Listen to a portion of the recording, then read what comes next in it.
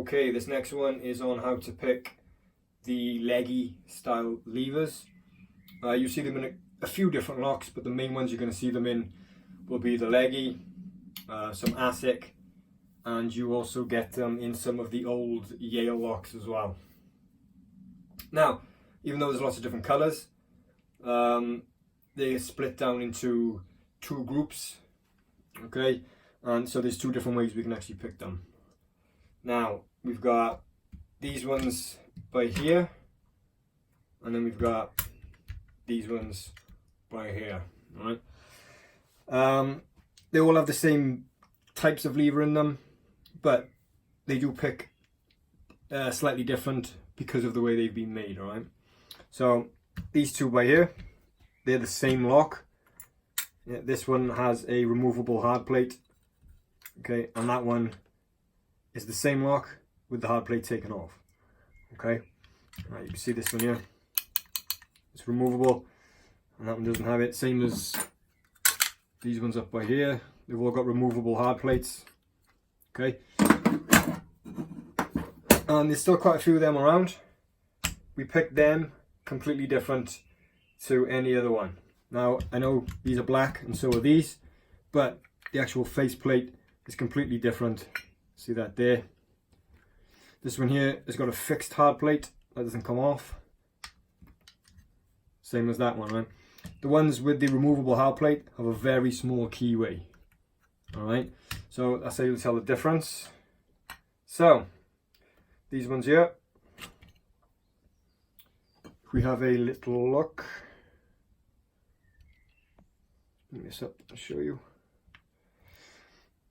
Now, even though there's anti-picks on these levers, I don't know why they've done it, but you're only going to get the anti-pick notch on the bottom by here. I think there are 7 lever heights, so you can have 7 possible different heights in these locks, and every single one of them, the anti-pick notch will be on the bottom. So if I take this one out as well, you can see this piece on the top here should really have an anti-pick on it. You can see the size of it. It doesn't, there's one on the bottom, okay. So every single lever you can get in these locks has the anti-pick on the bottom, alright. Whereas any other leg, or the Yale or the ASIC, will have the anti-pick notches top and bottom, alright. So if we look at these ones, see there we've got the anti-pick on the top and it's on the bottom as well. Get rid of that spacer. On the top and on the bottom as well. So like I say, we have a different picking technique for these ones. These ones here, and again you do see quite a few of them, the ones with the removable hard plates. We're going to start with them and I'll show you how to pick those first, okay? Okay, so what we've got is the Legge where the anti-pick notches are on the bottom, they're not on the top. So I've got a RB 7 gauge. Now you will notice that the keyways on these legs, they're never going to be just a standard 7 gauge or 5 gauge. They're either, like a 515. They're always slightly different. So you can see that won't fit, but with a bit of a push, it's tight, but it will go, alright? Some of the others, you will notice that the 5 gauge tool just will not go into them. So you would need to use the 7 gauge. I'll cover that in the next part of the video, but for now, we're going to look at these. Now, like I said, anti-pick notches are on the bottom. Okay, so we have the gate, and then we have the anti-pick notch on the bottom. So if you lift these levers up, the only way you can mess it up is if you take it too high and into the bottom anti-pick, because they don't have them on the top. So if you slowly lift these levers up one by one, you cannot fail to open this lock. Okay, first thing, I can't even get through because the levers, they sit very low. Now I always like to use my handle as a guide, so I will imagine it as, say, 8 o'clock on a clock face, this piece here, or I don't know, 2 o'clock if you're looking at it that way. So I'm going to come off the run, and I'm going to push forward.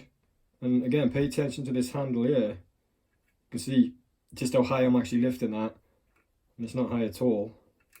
It's just so I can get underneath those levers, alright? Because I want to get a clear run under them before I start. You can see now, back on the run, I have a clear run. So again, my starting position is about 8 o'clock. And I'm going to lift the lever. And if it's got movement, I'm going to leave it alone. If it's got resistance on it, I'm going to take it up a millimetre or two. And I'm going to go to the next one. I'm not going to force it up. Just going to take it 1 to 2 mil. Go to the next one, 1 to 2 mil. Or until it frees up. But again, if you're lifting it and you've gone to about 2 mil or maybe 3 mil and it hasn't freed up, don't just continue to lift it up, just leave it alone, go to the next one. You can always come back to it. So you're always in full control of these locks. You just have to be patient with them, okay? Because like I said, the only way you can go into anti-pick is if you take them up too high and too quick. So you have to be patient, be in control of it, nice and slow. Again, you can see where I first started was about 8 o'clock. I'm slowly coming up, taking them to about 9. Okay, like I say, anything that's got a bit of movement, leave it alone. And anything that is binding, take it up a mil or two, or until it frees up.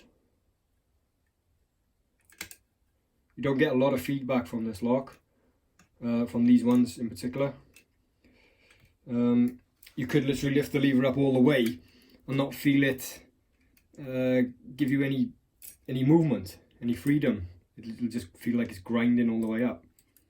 So by taking everything 1 to 2 mil, nice and slow, is a good way to guarantee that you can get this lock open. As I say, as you pick notches, they're not on the top, they're only on the bottom.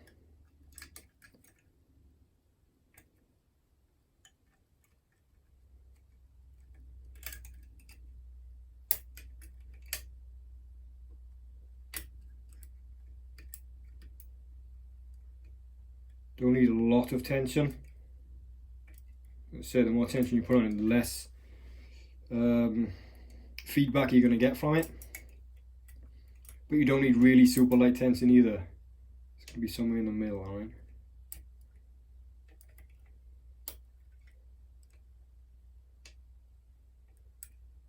You'll notice I'm trying to lift some of them and they just will not want to go past 9 o'clock. It's a good indication that they don't need to go anymore, because they just physically won't go past there.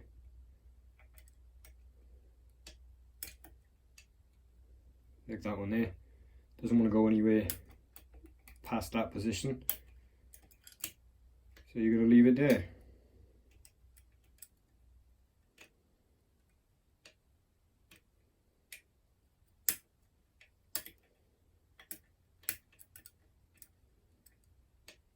Getting to the point now where it's either going to open or it's going to go into anti-pick. It's actually open there, right? Got to be controlled with it. Like I said, all I did was took everything up small amount each time. If you start doing that, taking them up really high, it's not going to be able to be picked, because you would have overset it straight away.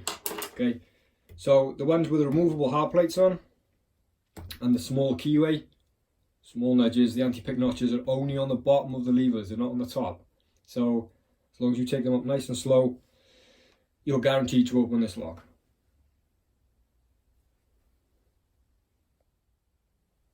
Okay, now we're going to look at the leggies where you've got the anti-pick notch above and below the gates, okay? And these are probably the most common ones you're going to see. Lots of versions of them.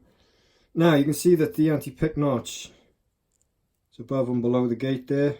When we engage it, it's only a shallow anti-pick, you can see it there. Right, so when you engage that, we can actually jump them out, and that's what we're going to do. So when you actually lift this up, you'll see that it starts to push the bolt stump back, and we can slide it out. There's not a lot of force needed to actually push that out, okay, because of the way these levers are made. So what I'm going to do is I'm going to use this lock here. I'll drill the hole in it so we can actually see the levers. I'm going to zoom in a bit, and you can have a good idea of what I'm actually doing to get these locks open, right? And this method works on all the ones that's got the anti-pick above and below the gate. Okay, so we're zoomed in. Here's the keyway. There's a little hole, and we can just see the levers in there, right? Now, the 5 gauge will not fit into this keyway. See that there? So the tool is too big. So I will have to resort to using the 7 gauge.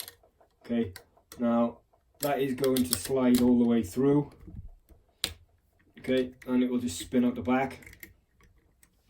So you're going to have to use it in such a way where you are going to have to catch the back of the curtain, like you do with some other curtain picks. So you're going to have to push it forward until you feel it drop out the back, and then you're going to have to pull it towards you a little bit just to catch the back of the curtain, right? There's really no other way you can do it unless you get a smaller or specific curtain pick, the tension bar, but you don't really need to do that. Now, to pick these locks, the most important thing is going to be the wire.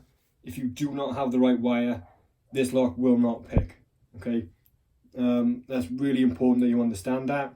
If you don't have a wire for leggy locks, you are not going to be able to pick this, okay? So make sure you have one of them. Now, we're going to go back to just the basic rules of mortise picking. Finding a binding lever. You can see lever 1 there. No, there's lever 1. There's no bind on it at all. It's free. So we're going to leave it alone. We're going to look for one that is binding, okay? And once it is, so that one is there, nice and controlled until it frees up, till you get some movement on it. That's all we're going to do, is take it until we get movement, then go and find another one. If it's moving, do not lift it. Back to 1.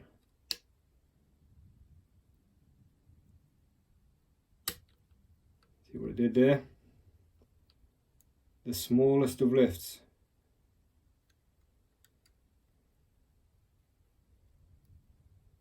A little bit of movement there.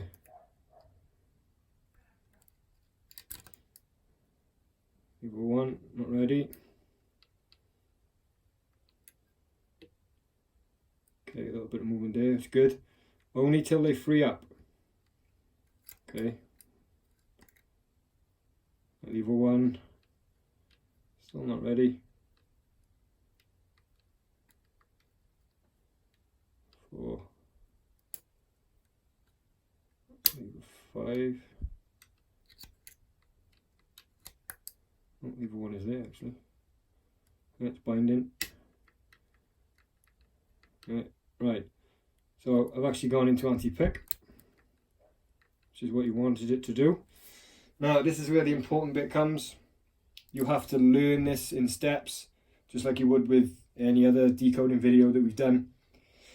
So you want to practice taking this into anti-pick, then you want to practice jumping levers out of anti-pick. Now you need to be very controlled with this tension. Okay, you need to allow it to come back just enough so that you can just slowly lift this handle up and allow it to jump out of anti-pick. If you lift them up too hard or too fast or too much tension or enough tension, you're just going to overset it, because what you need to understand here is if you've got the anti-pick notch and you've engaged it, all we needed to do is just to come to there. But if you're lifting it so hard and so fast, it's going to shoot out and then end up down here somewhere. You just need it to roll out. So you have to practice controlling that, not putting so much lift on it that it shoots off down here somewhere, okay? Has to be done controlled.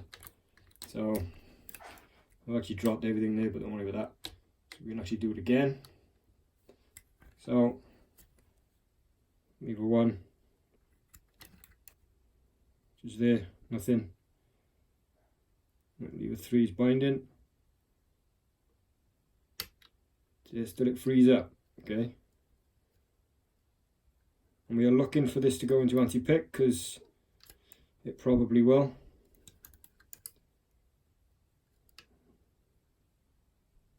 Lever 2 is binding. Now it's free.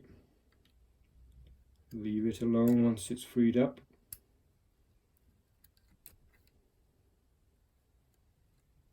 Again, don't be tempted to take these too high. Just lifting them until they are free.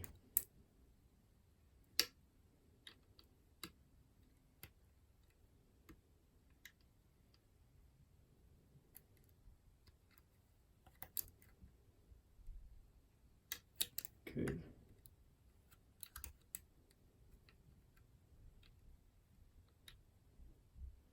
Right, lever 4 is binding. Just come up nice. Right, lever 1 is now binding. We'll go up nice and slow till we get that click. Okay. We've gone into anti-pick, alright. And now you can't see the bolt, but it is an anti-pick. So now, test lever 1, there's movement there. Test lever 2, movement there. There's no movement on 3, alright? So this is where you're going, you've got to be controlled. You may drop 1 or 2, but if you do it right, absolutely perfect, you won't drop anything. Quite often you will drop some, just like that. You can see there, at the back there's 3. That's my main purpose, is what I was trying to do. Again, we're building up a pitch here. What I'm going to do now is just take the ones that are dropped back up to where they were. Again, they will have resistance on them. There is a specific binding order, so take them up in order. And you're waiting for it to go back into anti-pick, okay? And they're clicked in, that one's clicked in. That one's clicked in, and we're going back into anti-pick, alright? So 1, 2, see now 3. That was what I was trying to do. It was stiff. It's not stiff anymore. 4 was good. So 1. Okay, lever 2. Nice and slow on this. Easing back. So I don't want to whip it up too high.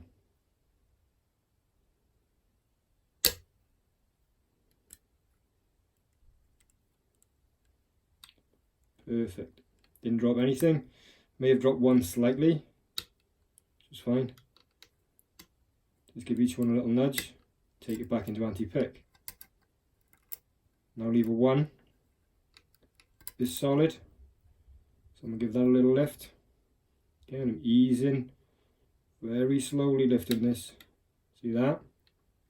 It's just jumped out of anti-pick. Run across, test them all. Lever 4 is solid now, okay? So there's 2, there's 3. Lever 4 is solid. I'm going to do the same thing. Nice and slow. I'm trying to keep my thumb out the way. So make sure I'm back under that. This is there. Nice and controlled. There it goes. And now you can't see the bolt, so I'm just going to slide it across. The lock is open, okay? It's all about being controlled there. You have to be very controlled with the actual tension. Okay. Like I said, if you're trying to jump them out of anti-pick and you've got a lot of tension on it and you're doing that, you're gonna, again, you're only going to take it to there. You're going to end up shooting it down here and oversetting them. So you have to practice these, like I said, in sections. Practice just taking everything. It's just the basic rules of mortise picking the first part. Find the binding lever, take it to a point where it's not binding anymore. Find the next one, find the next one. And you're going to go into anti-pick. Once you're in anti-pick, see which ones are loose, see which ones are stiff. Whichever ones are loose, you're going to leave them alone. If they're stiff, they're in anti-pick, and you're going to have to attempt to jump them out. Again, you have to practice trying to jump them out. Once you get it, it's one of the easiest things you'll be able to do. If you do drop them, that's okay. Focus on the one you was lifting anyway, as long as that's up and as long as it's free. Just take all the others, find the binding order on the ones that you was lifting, on the ones that are dropped, take them back to where they were, you'll go into anti-pick, and another one will stiffen up. Okay, it's not difficult, but it is once you're first starting it. Okay, once you get it, you'll be able to do it every single time, but take your time with it, run through each section. You have to practice, don't just try and run and do it straight away. Take your time with each one of these, okay? Okay, so we're going to do another version. Okay, you can see there's no drill hole in this one, it's different lock. Different size keyway. The 5 gauge will actually fit in this one, so I'm going to use that, alright? But it's the same thing. The levers sit really low in here, so first thing is first, you've got to try and get a clear run under these levers, okay? Which is what I've got. And all I'm going to do is just lift them up until you get a little click, like that, and they free. There's movement there. Just going to do anti-pick, if you notice that. So I'm going to do it, kind of come along. Lever 1 is fine.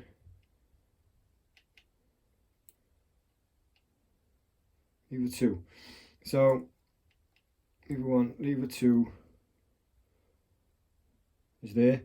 Now I'm not going to ease back as such, I'm just going to ease off the tension. I'm just going to allow my thumb just to free up a little bit, okay? Because this is obviously going to want to rotate back very slightly. You want to keep a constant tension on this, but just ease off it and allow the bar to come back. And the minute you feel it, you can push that back on, right? So I'm going to try and show you that now. Just get underneath the lever, right? So very slowly, just easing off with my thumb here. Okay, it's just rolled past it there. Okay, give something a little nudge, the bolt went back in. Okay, you're going to test that lever now. There's movement on it, okay? Find the next one, which is there. Ease off, you'll feel it. Goes back into anti-pick. As long as you're controlled, everything will be good. Find the next one, just lever 5. Again, very slowly, very controlled. Jumps it out. Lock is open, right? It has to be done that controlled. Again, it's not an easy thing to pick up and learn straight away. It does take time to do that. When you first try it, you're probably going to be jumping them out too high and things like that. Again, you have to learn them in sections. You have to know what you're doing, and once you put it all together, they are very nice locks to pick. I know a lot of people don't like picking these because they don't really know how to do it. But like I said earlier, the most important thing is the wire. If you don't have that, then you can forget trying to pick these anyway, because it's not going to go. But, just want to show you the levers in here. Okay. So you have to take your time, practice taking everything up a little bit, see what it feels like. You know, you're going to feel the resistance, wait for it to free up, go into anti-pick, but you have to practice just trying to roll it out of anti-pick. You've got to be really, you can't be heavy-handed with that. You've got to be nice and controlled. So take your time, it will come, just like all the other decoding methods, but you just have to take your time and you have to practice with it, okay?